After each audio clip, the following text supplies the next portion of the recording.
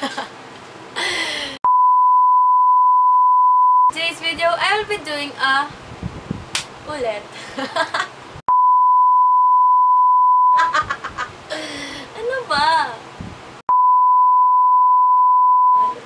Hey guys! Welcome to my channel. So for today's video, I will be doing a Divisoria haul. Ano yun? Wait lang, nakalimutan ko yung sasabihin. So, nagpunta kami ng Divisoria kasama yung mom ko, tsaka yung si Jolene, yung pinsan ko. So, ito nandito siya. Hello! So, simulan na natin ang ating video.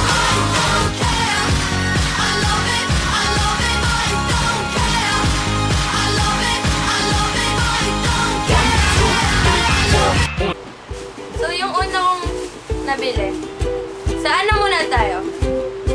Sa labas ng Divisoria. Ano to? Sa labas ng 999. Yung madaming damit. Bumili ako ng leggings. Black leggings. Ano siya? 2 for 150. Tapos ang kapal na nung ano niya. Nung ano tawag dito? Tela. Ang ganda. Feeling ko narinig ka.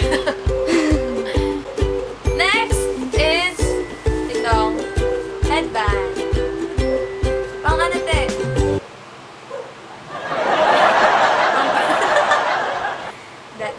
Ano to? 50 pesos lang din siya. Dun sa may tapat siya ng bilihan ng asparagus. Yung mga strawberries, gulay, gano'n. Sa labas din to. 50 pesos. Ano siya? Pang, pag maglalagay kayo ng face mask, magganito muna kayo para hindi gano'n yung hair. Diba? Next is these jars. Empty jars. Kinetex. Wait lang.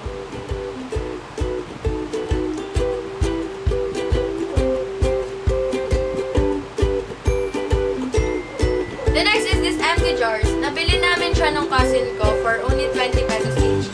Dapat kasi ako lang yung bibili. 25 pesos daw. Tapos sabi ng pinsan ko, Kuya, 20 pesos na lang tatlo yung bibili namin. Tapos sabi niya, oh sige. Tapos, napag-desisyonan kong dalawa na yung bilhin ko. Tig-dalawa kami. Yan. So, and the next one, bumili kami ng metallic balloons. Kasi, wala lang. Gusto lang ni Jolene. Tapos, every time daw na pupunta kami ng Divisoria, bibili kami each letter ng name namin.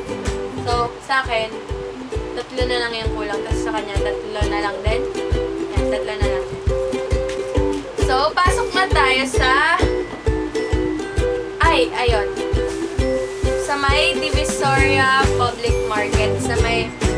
Diba yung paglabas ng 999, dire-diretso nyo lang. Tapos, may makikita kayong green na malaking mall. Sobrang mura ng mga bilihin doon. Swear. Yung mga damit, laging nakasale ata doon. May shorts akong nakita, 2 for 150 lang.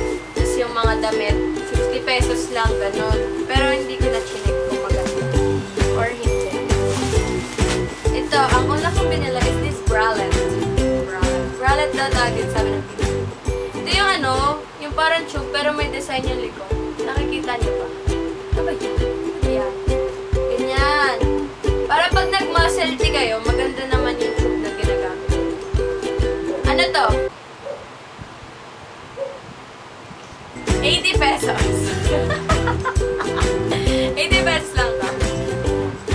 Dun sa ano, pagpasok nyo, makikita niya sobrang alive ng stall nila. Kasi 50 pesos lang yung mga t-shirt doon. Tapos ito, the next thing that I bought in Divisoria Public Market is this sweets. Woo! Ano to? Ito, dolphin na gummies. Tapos ito, pastillas na may happy face and up. Nabuksan ko na siya. Kinain ko siya kanina. Ito, 3 for 100. So, 35 each pag isa lang bibili. Binili ko siya kasi favorite ko to. Favorite ko. Ito. Tapos ito. Ayan. Tapos ito pala.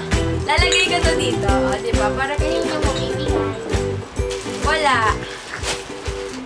So, ayan na. Tapos na ako sa Divisoria Public Market. So, punta naman tayo sa 999 Mall. mall. Tapat siya ng Lucky Chinatown, tsaka malapit siya sa 168 na mall. Doon, puro makeups lang yung binili ko. Ito, binili ko to. Ano to? Yung pang prevent ng hair pag nagme-makeup. Gusto niyo gawin ko? Ganyan. Para ma-prevent ang hair kapag nagme-makeup. Dito lang. Ayan. Tapos, ano lang to? 20 pesos. Fair na siya. Pero mahal to eh. Sabi ko mahal to. Mahal to kasi sabi, yung nabila namin dati nung ate ko, 10 pesos lang ata or 5 pesos. So, hanap pa kayo kapag may mabibilan kayong mas mura.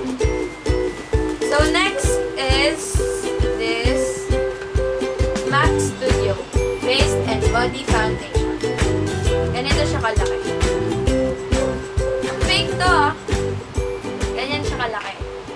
Ganyan. Ganyan siya kalaki. Ano lang to, 150 pesos. Pero feeling ko meron pang ibang mas mura.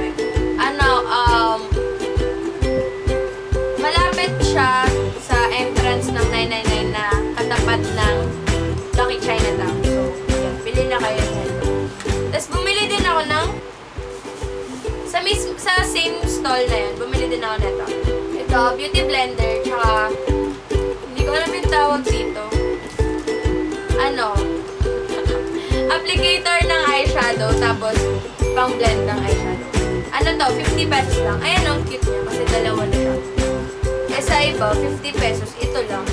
Eh dito ka na. Diba? Tapos ito naman, beauty blender. It's pink. Baby pink. Dapat yung Real Techniques yung bibilin ko. Eh, ang mahal. Ano yun? 150. Pero dalawa na siya. Pero ang mahal pa din. So, dito na lang tayo. Medyo matigas siya. Pero pag binasa siguro, hindi na gano'n. So, ayan. 50 pesos lang to. Tapos yun, 50 din. Mag-move naman tayo. Hindi ko na to alam kung saan ko to binili. Basta sa 999 mall din siya. Itong Spoolie. Anastasia Beverly Hills na Spoolie. Tapos applicator ng eyebrow. Maganda to kasi naka-bend. So, madali na siyang pang-bend. Diba? The next thing is concealer. Naiinis talaga ako dito sa concealer. Kylie. Liquid concealer. Ano siya? Para siyang LA girl na concealer. Maganda naman ata siya. I-wait nyo, gagawa ko ng videos gagawa ko ng makeup tutorial gamit yung mga fake makeups. Yan. Tapos, ito na yung pinaka-last. It's Anastasia Beverly Hills Deep Brow Pomade. Ayan.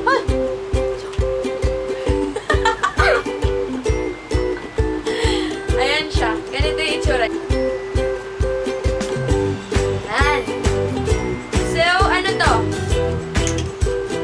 Magkano bili ko dito? 100 pesos. Madami naman na siya. Feeling ko naman maganda to eh. Pang eyebrow. Ay, nakalimutan ko sabihin kung magkano yung concealer. It's 100 pesos din. Madami na din siguro to. Ayan. So, that's all guys for my Divisoria haul. Hope you like this video. If you like this video, give it a thumbs up and don't forget to subscribe. Comment down below any suggestions or anything na gusto nyong ipagawa sa akin. And see you on my next video. Bye!